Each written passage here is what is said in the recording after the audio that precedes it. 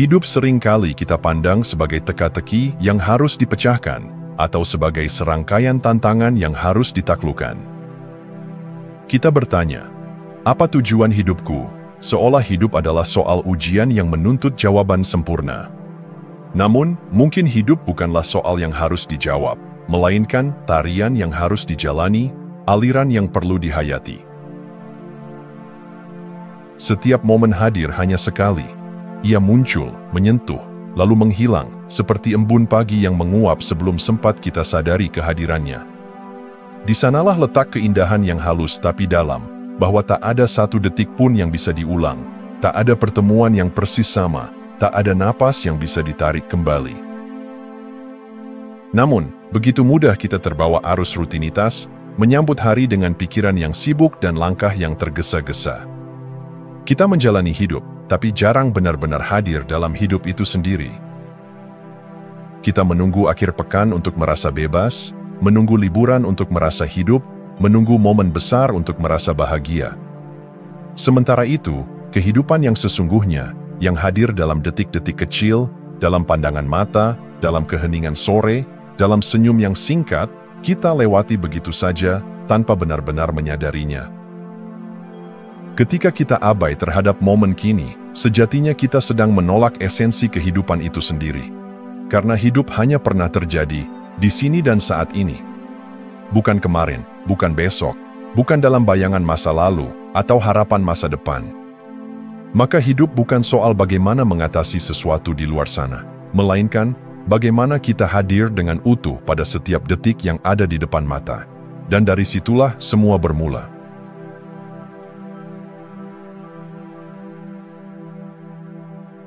Kita hidup seakan punya cadangan waktu yang tak akan pernah habis. Kita menunda kehadiran seolah nanti selalu tersedia. Kita berkata, nanti aku akan benar-benar menikmati hidup, atau suatu hari aku akan mulai bersyukur. Namun siapa yang bisa menjamin bahwa nanti itu akan datang? Ilusi terbesar yang kita peluk adalah bahwa waktu masih panjang, bahwa esok selalu pasti. Kita berlari melewati hari demi hari, seringkali lupa bahwa setiap momen yang lewat adalah satu-satunya versi dari dirinya yang pernah ada. Sekali ia pergi, ia tidak akan pernah kembali. Tidak dalam bentuk, rasa, atau suasana yang sama. Kita duduk bersama orang yang kita cintai, tetapi mata kita tertuju pada layar. Kita makan makanan lezat, tetapi pikiran kita mengembara ke tempat lain. Kita berjalan di bawah langit senja, namun tak benar-benar melihat warnanya. Ini bukan soal kehilangan momen besar, ini soal kehilangan hidup itu sendiri, tetes demi tetes, karena kita tak hadir di dalamnya. Setiap kali kita menunda kesadaran, sejatinya kita sedang menunda hidup.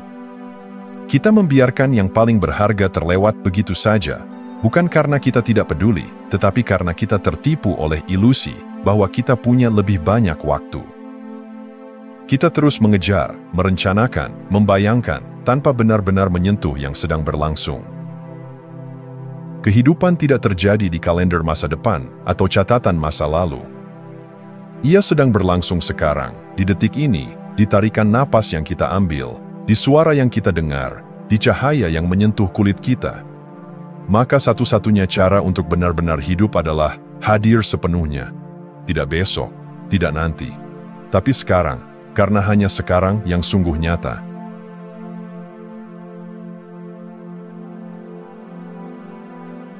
Kita hidup di era yang dipenuhi suara, bukan hanya suara bising di luar, tapi juga riuh di dalam pikiran. Notifikasi, berita, tuntutan, ekspektasi, semuanya berebut perhatian kita, menarik kita menjauh dari satu hal yang paling sederhana dan paling sulit, yaitu hadir sepenuhnya di sini dan sekarang. Dunia modern tak dirancang untuk keheningan, apalagi kesadaran.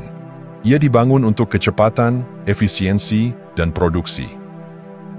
Kita terbiasa berpindah-pindah, dari satu tugas ke tugas lain, dari satu pikiran ke pikiran berikutnya. Pikiran kita melayang ke masa lalu yang sudah lewat, atau masa depan yang belum terjadi. Kita jarang tinggal di momen ini, seolah momen kini terlalu sepi, terlalu tak pasti, terlalu biasa untuk dianggap berharga.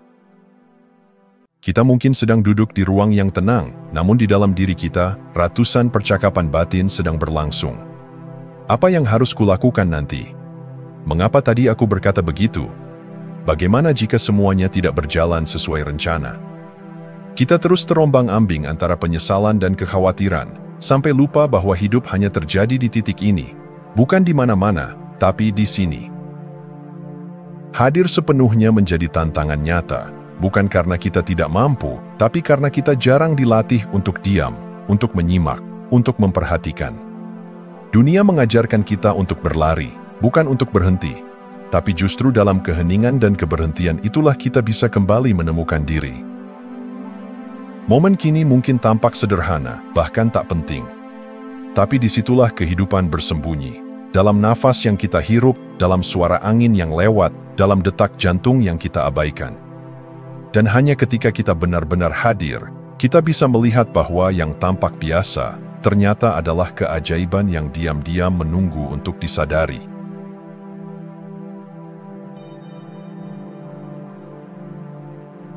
Kita terbiasa mencari keajaiban dalam hal-hal besar, perjalanan jauh, pencapaian tinggi, momen langka yang luar biasa. Tapi hidup tidak selalu hadir dalam dentuman. Ia lebih sering berbisik, muncul dalam bentuk yang kecil, sederhana, dan hampir tak terlihat. Dan justru di sanalah letak keajaiban yang sesungguhnya, pada hal-hal yang sering kita anggap sepele. Perhatikan aroma tanah setelah hujan pertama. Dengarkan tawa seorang anak yang jujur dan lepas. Rasakan hangatnya cahaya pagi yang menyentuh wajahmu. Semua itu bukan hanya bagian dari latar kehidupan. Mereka adalah kehidupan itu sendiri. Kita tak perlu mencari jauh untuk mengalami kekaguman. Kita hanya perlu benar-benar melihat. Namun kita sering melewatinya. Mata kita terbuka, tetapi tak menyimak. Telinga kita mendengar, tapi tak benar-benar mendengarkan. Kita terlalu terburu-buru, terlalu sibuk menunggu hal besar, hingga tak sadar bahwa keajaiban telah datang dalam bentuk yang kecil dan diam-diam. Hadir sepenuhnya adalah kunci untuk membuka keajaiban itu. Saat kita benar-benar mencicipi makanan, bukan sekadar menelannya. Saat kita benar-benar menatap mata seseorang, bukan sekadar melihat wajahnya. Saat kita berjalan dan benar-benar merasakan tanah di bawah kaki, di saat-saat itulah kehidupan menyampaikan keindahannya. Spiritualitas sejati tidak selalu ditemukan dalam meditasi panjang atau perjalanan suci. Ia bisa muncul saat kita menyapu halaman, menyiram tanaman, atau menyiapkan teh dengan penuh perhatian. Hal-hal kecil, jika dilakukan dengan kehadiran dan cinta, berubah menjadi gerbang menuju kedalaman makna. Karena sesungguhnya, keindahan hidup tidak selalu datang dengan sorak-sorai. Seringkali, ia datang dalam bisikan yang lembut, menunggu untuk didengar oleh hati yang hadir.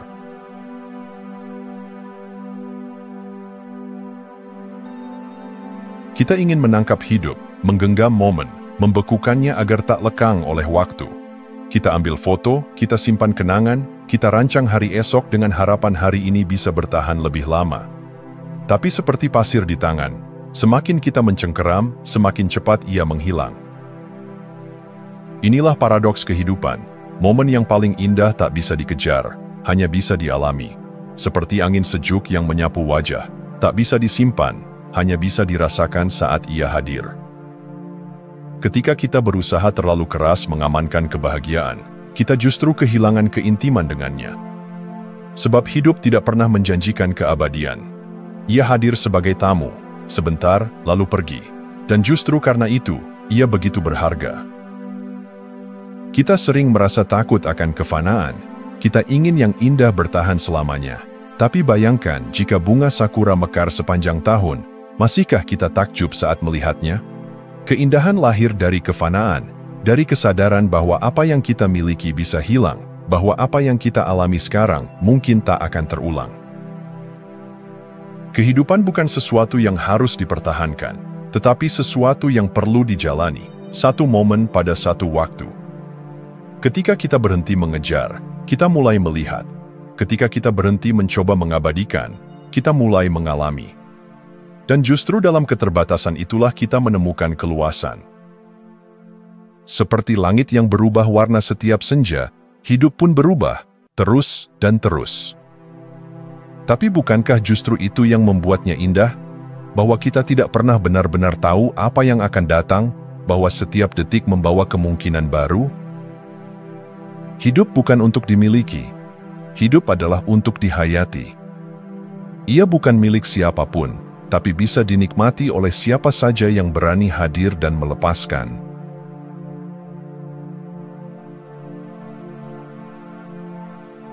Kita tumbuh dalam keyakinan bahwa semakin kita merencanakan, mengatur, dan mengendalikan, maka hidup akan berjalan sesuai harapan. Kita menyusun masa depan dengan rapi, seperti menyusun puzzle, berharap semua potongan akan pas. Masa lalu menjadi tempat kita mencari pola, masa depan menjadi ruang kita menaruh ekspektasi. Namun keduanya adalah bayangan, yang nyata hanyalah sekarang. Ketidakpastian adalah bagian dari alam. Awan berubah arah, musim datang tanpa peringatan, dan hidup pun demikian. Tak ada satu pun yang bisa kita pegang dengan pasti. Tapi justru karena itu, kita belajar untuk menerima. Melepaskan kontrol bukan berarti menyerah. Itu berarti berdamai dengan kenyataan bahwa kita tak pernah sepenuhnya memegang kendali. Ironisnya, semakin kita mencoba mengendalikan segalanya, semakin besar kecemasan yang muncul. Kita takut akan hal-hal yang belum terjadi, kita menolak kenyataan yang tak sesuai rencana. Kontrol menjadi beban, bukan perlindungan. Dan penderitaan pun lahir bukan dari apa yang terjadi, melainkan dari penolakan kita terhadap kenyataan yang tak bisa diubah. Namun ketika kita mulai melepas, bukan dalam pasrah yang pahit, tapi dalam penerimaan yang bijaksana, kita menemukan ruang untuk bernapas. Kita mulai melihat bahwa ketidakpastian bukan musuh, melainkan undangan untuk hadir. Bahwa tidak mengetahui segalanya bukan kelemahan, tapi kesempatan untuk mempercayai kehidupan. Seperti daun yang jatuh dengan tenang mengikuti angin, kita pun bisa belajar untuk mengalir, bukan melawan. Kita bisa menggenggam momen, bukan masa depan. Kita bisa memilih untuk hidup, bukan sekadar merencanakan hidup. Karena dalam ketidakpastian ada kebebasan. Dan dalam kebebasan itu, kita akhirnya benar-benar merasakan apa artinya menjadi hidup, tanpa harus tahu segalanya, tapi cukup dengan hadir dan menerima apa adanya.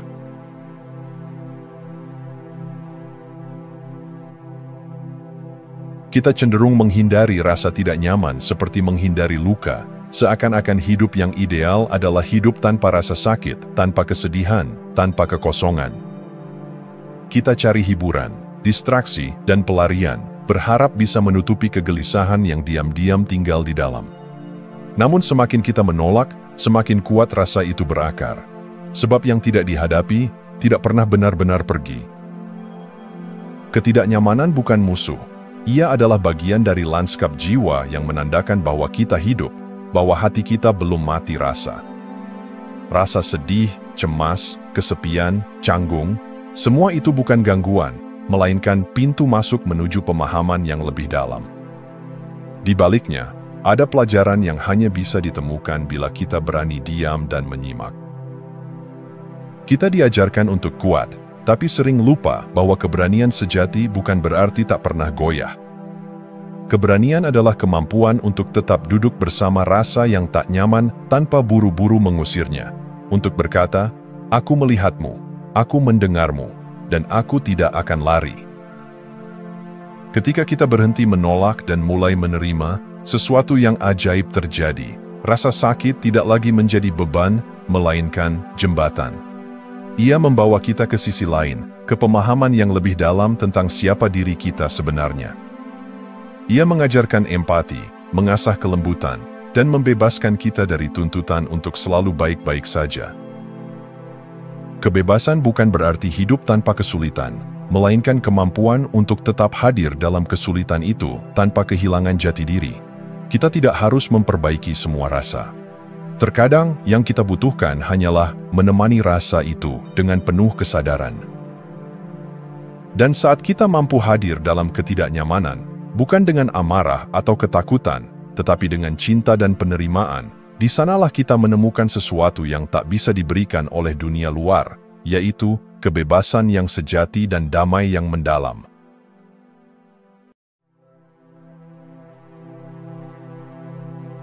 Banyak dari kita hidup seperti mesin yang diprogram. Kita bangun, bekerja, makan, tidur, berulang, tanpa benar-benar hadir. Hari demi hari berlalu seperti salinan dari hari sebelumnya. Waktu berjalan, namun kesadaran tertinggal. Kita tidak hidup, kita hanya melanjutkan. Autopilot memberi rasa aman. Ia membuat segalanya terasa efisien dan bisa diprediksi. Namun dalam keheningan yang jarang kita sentuh, muncul pertanyaan yang menggugah. Apakah ini kehidupan yang ingin kujalani, atau hanya kebiasaan yang tak pernah kutantang? Ketika kita mulai sadar, kita melihat bahwa rutinitas yang selama ini dianggap biasa, ternyata menyimpan keajaiban. Mencuci tangan bisa menjadi pengalaman spiritual jika dilakukan dengan sepenuh hati. Menyeduh kopi, menata tempat tidur, menyapa seseorang, semua bisa berubah menjadi momen kehadiran yang dalam. Karena yang membedakan hidup yang bermakna dan hidup yang datar bukanlah apa yang kita lakukan, tapi bagaimana kita melakukannya. Sadari langkahmu, rasakan udara saat kamu bernapas, dengarkan suara di sekitarmu, bukan hanya dengan telinga, tapi dengan hati yang tak lagi terburu-buru. Hadir bukan berarti harus melakukan hal besar, tapi berarti memberi ruang bagi momen untuk menjadi nyata. Dan saat momen menjadi nyata, hidup pun menjadi hidup. Kita tidak dilahirkan untuk hidup setengah.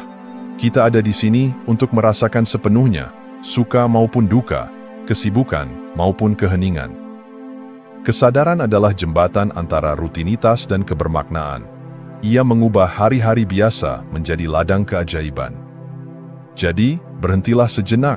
Jangan biarkan hidup hanya jadi serangkaian kebiasaan tak sadar. Sadari, rasakan, hidupi.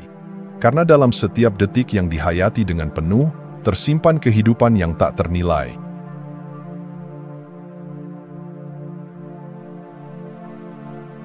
Kematian bukanlah sesuatu yang nyaman untuk dipikirkan. Kita menghindarinya, menyimpannya jauh di pojok kesadaran, seakan dengan melupakannya, kita bisa menundanya. Namun justru di sanalah letak kekuatannya. Menghadapi kematian membuat kita benar-benar hidup. Saat kita sadar bahwa hidup ini sementara, kita berhenti menunda hal-hal penting. Kita mulai mencintai lebih dalam, memaafkan lebih cepat, dan hadir lebih sungguh-sungguh. Percakapan sederhana menjadi berarti, pelukan menjadi lebih hangat, dan tawa menjadi lebih tulus. Karena kita tahu, tak ada jaminan akan ada kesempatan kedua. Setiap momen bisa jadi yang terakhir, dan kesadaran itu membuka mata dan melembutkan hati. Bukan untuk menakut-nakuti, tetapi untuk membangunkan kita dari tidur panjang ketidaksadaran. Kita hidup seolah punya waktu tak terbatas, padahal detik terus bergerak tanpa menoleh ke belakang. Dan ketika kita benar-benar menyadari bahwa waktu kita terbatas, hidup tidak lagi jadi sesuatu yang biasa. Ia menjadi hadiah, satu momen suci yang tak bisa digantikan. Menghayati kefanaan bukan berarti menjadi murung, justru sebaliknya, itu adalah undangan untuk bersyukur. Untuk menatap mata orang yang kita cintai dan berkata, "Aku melihatmu, aku menghargaimu, aku bersamamu sepenuh hati." Itu adalah pengingat untuk tak menyia-nyiakan satu pun detik dalam kelalaian. Dan di tengah kesadaran akan akhir, kita menemukan awal yang baru, awal dari hidup yang lebih bermakna. Karena yang membuat hidup bernyawa bukanlah panjangnya waktu, tetapi kedalaman kehadiran kita di dalamnya. Jadi, jangan takut mengingat kematian. Biarkan ia menjadi cermin yang memantulkan betapa berharganya hidup, sebab hanya dengan mengingat akhir, kita bisa benar-benar mulai hidup.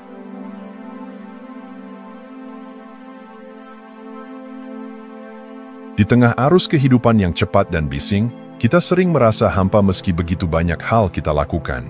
Kita berpindah dari satu aktivitas ke aktivitas lain, mengejar efisiensi, namun melupakan esensi. Padahal, makna seringkali tersembunyi bukan dalam apa yang kita capai, tapi dalam bagaimana kita menjalani. Latihan kehadiran bukanlah konsep rumit. Ia sederhana, bahkan nyaris tak terlihat. Mencuci piring, berjalan kaki, menyeduh teh, semua bisa menjadi latihan spiritual jika kita melakukannya dengan penuh kesadaran. Hadir berarti mengarahkan seluruh perhatian ke momen ini, seolah-olah tak ada hal lain yang lebih penting di dunia selain apa yang sedang kita lakukan sekarang. Saat mencuci tangan, rasakan air menyentuh kulitmu. Dengarkan suara alirannya, perhatikan suhu, irama, dan sensasinya. Dalam kesadaran itu, kita tidak lagi hanya melakukan tugas, kita mengalami hidup. Dan ketika pengalaman itu kita hayati tanpa tergesa, tanpa terdistraksi, maka rutinitas pun berubah menjadi perayaan. Latihan kehadiran mengajarkan kita untuk tidak melewatkan hidup yang sedang berlangsung. Ia membangunkan kita dari autopilot, dari ketidaksadaran yang memudarkan warna-warna dunia. Dalam keheningan aktivitas sederhana, kita menemukan kembali keintiman dengan kehidupan itu sendiri, tanpa perlu prestasi, tanpa perlu pengakuan. Kehidupan yang utuh tidak selalu dibangun dari momen besar. Ia teranyam dari detik-detik kecil yang dihayati sepenuh jiwa. Kesadaran pada aktivitas sehari-hari adalah bentuk cinta yang diam-diam tapi mendalam pada hidup itu sendiri. Maka, latihlah kehadiran bukan karena itu tuntutan, tapi karena itu adalah undangan untuk kembali pulang pada momen ini, tempat di mana hidup benar-benar terjadi.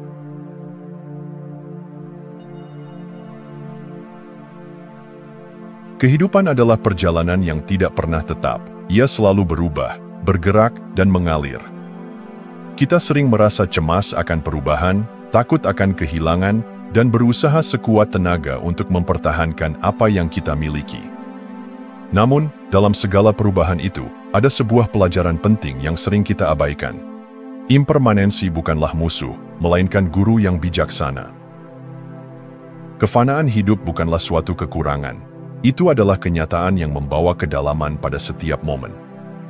Ketika kita sadar bahwa segala sesuatu akan berlalu, baik itu kebahagiaan atau kesedihan, kita mulai belajar untuk menghargai apa yang ada di hadapan kita.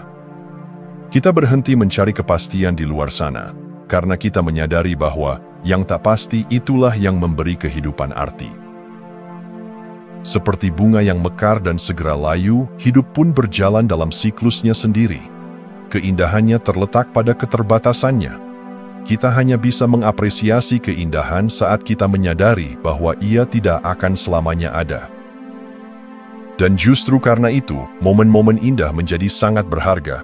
Mereka mengajarkan kita untuk hidup sepenuhnya, untuk tidak menunda, dan untuk menikmati setiap detik yang ada. Ketika kita menerima perubahan dan kefanaan sebagai bagian dari hidup, kita tidak lagi merasa terancam oleh waktu. Sebaliknya, kita merayakan waktu yang kita miliki. Kehilangan bukan akhir, tetapi undangan untuk merasakan dengan lebih dalam, lebih jujur, dan lebih penuh. Ketidakpastian dan perubahan membawa kita pada pembelajaran yang lebih dalam tentang diri kita dan dunia. Setiap langkah yang kita ambil adalah pelajaran baru, dan dalam menerima kefanaan, kita menemukan kebebasan sejati. Kemampuan untuk hidup dalam kedamaian meskipun segala sesuatu terus berubah. Karena pada akhirnya, impermanensi bukanlah sesuatu yang perlu kita lawan, tetapi sesuatu yang perlu kita peluk dengan penuh pengertian.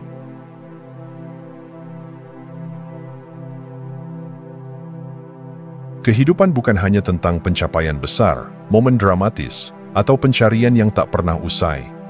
Kita sering terjebak dalam impian tentang masa depan yang gemilang, lupa bahwa keajaiban sejati seringkali tersembunyi dalam keseharian yang kita anggap biasa.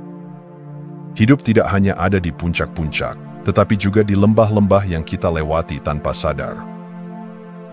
Setiap hari penuh dengan momen-momen sederhana yang jika kita perhatikan, dapat menyentuh jiwa kita lebih dalam daripada segala hal besar yang kita impikan. Menyapa orang yang kita cintai, merasakan angin sejuk di wajah, mendengar suara hujan yang menenangkan. Semua ini adalah bagian dari hidup yang sering terabaikan. Kita tergesa-gesa mencari kebahagiaan di luar sana, seakan-akan kebahagiaan itu hanya ada di tempat-tempat jauh, pada pencapaian yang spektakuler. Padahal, kehidupan yang penuh sudah ada di sini, di setiap detik yang kita abaikan. Seringkali kita berpikir bahwa untuk merasa hidup,